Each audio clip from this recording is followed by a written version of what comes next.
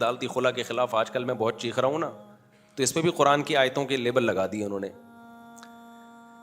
میں ایک جملہ یاد رکھو بس، یہ بس اب میں زیادہ نہیں اس ٹاپک پہ بولوں گا. جج صرف اپنی بیوی کو طلاق دے سکتا ہے، دوسروں کی بیویوں کو نہیں دے سکتا. بس یہ یاد رکھو، یہ نعرہ لگایا کرو. اور آج کل کے جو چند اسکالر آ رہے ہیں نا، جو کہہ رہے ہیں مشکات میں اتنی حدیثیں ہیں جس سے پتہ چلتا ہے عورت یک طرفہ خلا بھی لے سکتی ہے، ایک بھی حدیث نہیں ہے مشکات میں. ان سے کہیں وہ حدیث کا نمبر کے ساتھ ترجمہ کریں، پھر میں بتاؤں گا یہ ترجمے میں کہاں کہاں گڑبڑ ہو رہی ہے. تو وہ اسکالرز، چونکہ دیکھو جو شخص خود پڑھا لکھا نہ ہو نا، اس کو ہر منجن بیچنے والا پڑھا لکھا لگتا ہے. جو خود جن کے پاس علم ہوتا ہے تو ان کو پتہ چل جاتے. جیسے صحت کے نام پہ کتنے یوٹیوب پہ چینل کھلے ہوئے ہیں، ایسی ایسی لمبی لمبی پھینک رہے ہیں کہ آپ کی سوچ ہے.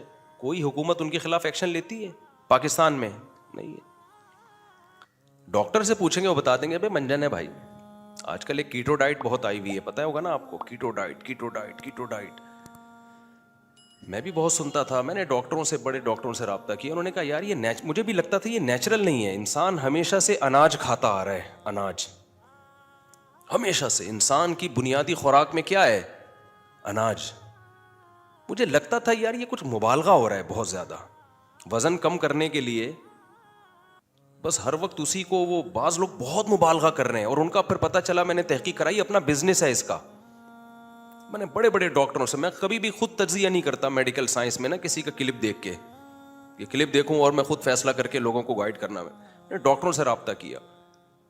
انہوں نے کہا بھائی یہ، میں نے کہا ڈاکٹر صاحب یہ نیچرل نہیں لگتا کہ انسان اناج بالکل چھوڑ دے. اناج میں کیا ہے؟ گندم ہے، مکئی ہے، جو ہے، باجرہ ہے، اس کی روٹی ہے نا اناج، چاول ہے.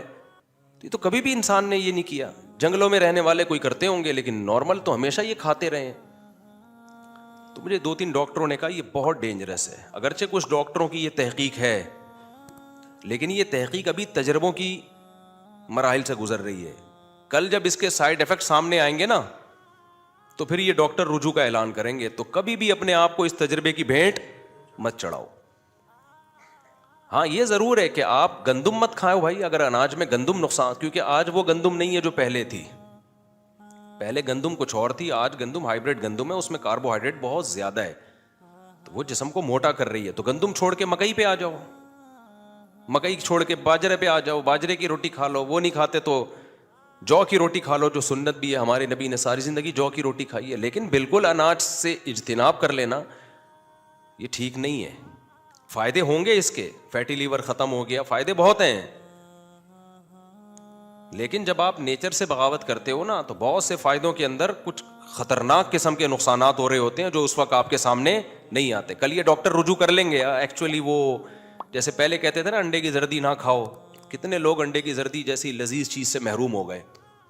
40-50 سال انسانوں نے جو ڈاکٹروں کی بات پر عمل کرتے تھے. مجھے بھی بہت انڈے کی زردی چھڑوانے کی کوشش کی ہے. 13-14 سال پہلے ایک ڈاکٹر صاحب نے کہا زردی بالکل نہیں کھایا کرو. میں نے کہا بھاڑ میں جایا، مزہ ہی زردی میں ہے. میں نے نہیں مانا. 10-15 سال پہلے وہ تھے ایک ٹرینر ہوتے ہیں نا جن کو بڑی اس پہ، وہ انہوں نے کہا زردی نہیں، زردی کوے کو کھلاؤ، زردی نہیں. میں نے کہا بھاڑ میں جایا، مزہ کس میں؟ انڈے میں. زردی میں ہی تو مزہ ہے. تو میں پھر بھی 2-3 انڈے پھوڑتا رہا. تو آج اللہ کا شکر ہے 4 شادیوں کے قابل اللہ نے رکھا ہے ہم کو. اگر ڈاکٹروں کی بات مانتے، زردی چھوڑ دیتے. اللہ نے جب انڈا کھانے کے لیے پیدا کیا ہے نا، تو A to Z پورا انڈا کھانے کے لیے پیدا کیا ہے. یہ نہیں کہ اس کی کریم نکال کے کوے کو کھلا دو. اور کوا میرا کیا لگتا ہے بھائی؟ حدیث میں اس کو فاسق کہا گیا ہے. اس کو میں کھلاؤں کوے کو تاکہ اس کی نسل اور بڑھے؟ اور میں نے اس کوے کے حلال ہونے کا فتویٰ بھی نہیں دیا. میرے کلپ کو کٹ کر کے چلایا گیا، اور پورا جو میں نے وضاحتی بیان دیا وہ بڑھ گیا، وہ چلا ہی نہیں. تو یہ آج کل کے اسکالر بڑے شرارتی ہیں، یہ نیگیٹو چیز کو چلاتے ہیں. اگر اس کوے کو میں حلال سمجھتا، جو یہ والا کوا ہے اسی ڈیٹیل کے ساتھ، تو میں خود بھی کوے کھانے کی ترغیب دیتا نا لوگوں کو. تو زردی اب کہہ رہے ہیں کہ زردی کھاؤ. میں نے اللہ کا اتنا شکر ادا کیا، اللہ تیرا بہت بڑا فضل ہو گیا کہ میں نے ڈاکٹروں کے کہنے پہ زردی نہیں چھوڑی. اب کہہ رہے ہیں کھا لو. 2 کھانے میں کوئی حرج نہیں ہے. میں نے کہا 2 نہیں، ہم 3 کھائے گا. ٹھیک ہے نا، 3 کھائے گا. اور دوسری چیز، ڈاکٹر یہ کہتے تھے پانی بہت پیا کرو.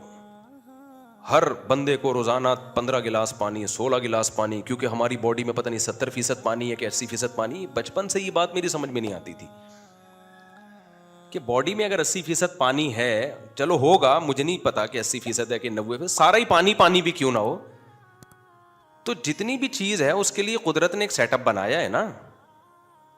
یہ چیزیں تو ہمیشہ سے انسان کی ضرورت رہی ہے نا. انسان جب دنیا میں آیا تو اس کی باڈی کی جو بیسک نیڈز تھیں وہ اللہ نے ڈاکٹروں پہ نہیں چھوڑی، وہ باڈی کو خود سمجھا دی ہیں. جب پانی کی ضرورت ہوتی ہے تو ڈاکٹر سے تھوڑی پوچھے گا، وہ تو پیاس لگے گی، پیاس بتا دے گی کہ آپ کو کتنا پانی پینا ہے. تو میں نے کئی لوگوں کو دیکھا وہ صبح صبح اٹھ کے پانی پینے کے عادی ہو گئے، نہار منہ پی رہے، عادی ہو گئے. اب وہ ایسے یوز ٹو ہو گئے کہ وہ اگر صبح اٹھ کے 2-3 گلاس نہیں پیتے ان کو پریشانی ہوتی ہے باڈی میں. تو میں کہتا ہوں یار ہمارے لیے پیغمبر صلی اللہ علیہ وسلم کی سیرت بہترین نمونہ ہے. انبیاء سے زیادہ کسی کی بھی خوراک معتدل نہیں ہوتی، فطرت کے قریب زندگی سب سے زیادہ انبیاء کی ہوتی ہے. تو ہم نے کہا یار یہ مجھے تو سمجھ میں ہی نہیں آتا تھا، یہ شکر ہے نہیں پیا، نارملی پیے.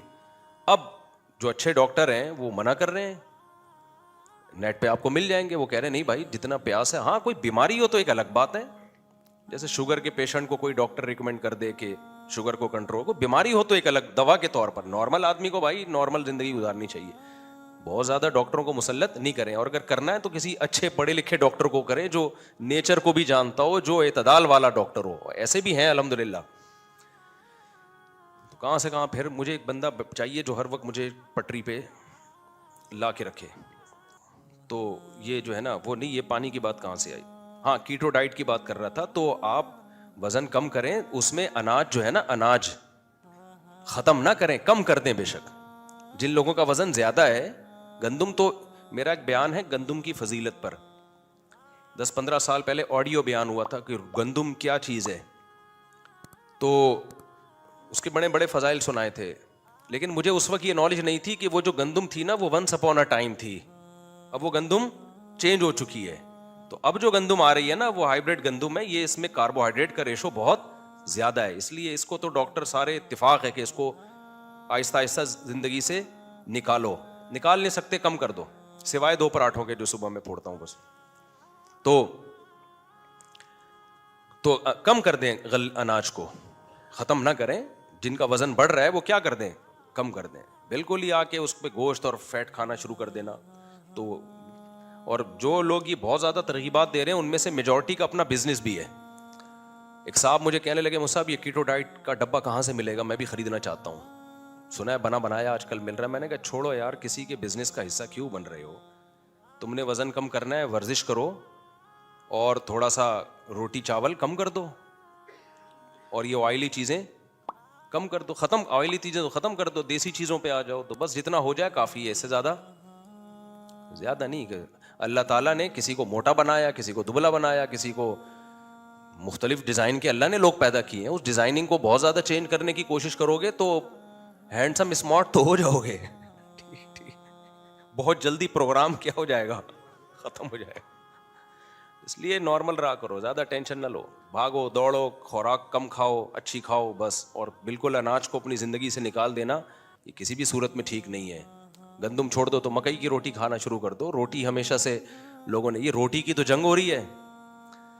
روٹی کی خوراک میں اتنی ویلیو ہے کہ جب بھی مثال دی جاتی ہے نا رزق میں، تو مثال کس کی دی جاتی ہے، روٹی کی. اور ہم نے تو بلوچستان میں دیکھا ہے اور بھی گاؤں دیہاتوں میں کہ ساری زندگی روٹی اور دودھ پہ گزار دی انہوں نے. تو نیچر کے جتنا قریب رہو گے خیر.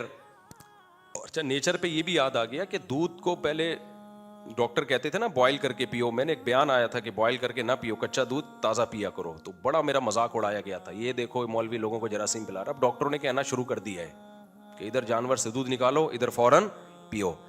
کیونکہ پیغمبر صلی اللہ علیہ وسلم نے بھائی ہمیشہ بکری کا تازہ دودھ پیا ہے. اور دوسری بات یہ بھی یاد رکھو، کل ڈاکٹر انشاءاللہ اس کا بھی اقرار کریں گے کہ نبی صلی اللہ علیہ وسلم نے دودھ کھانے کی جگہ استعمال کیا ہے. کھانے کے بعد دودھ استعمال، دودھ مکمل کھانا ہے. اگر آپ کو دودھ پینے سے نقصان ہو رہا ہے تو اس کا مطلب دودھ غلط نہیں ہے، آپ کا استعمال غلط ہے. ہمارے نبی صلی اللہ علیہ وسلم کو جب شدید بھوک لگی تو روٹی کی جگہ کیا پیا آپ نے؟ بکری کا تازہ دودھ پیا، بس پیٹ بھر گیا بس، یا گائے کا پی لو، یا جو بھی بھینس کا جو بھی میسر ہو آپ کو. آج کل 6 پراٹھے کھانے کے بعد 1 گلاس دودھ پیتے ہیں، سمجھتے ہو؟ پھر کہتے ہیں یہ دودھ وہ دودھ نہیں رہا. تو یہ تو وہ ہوتا بھی تو بھائی وہ نہیں ہوتا.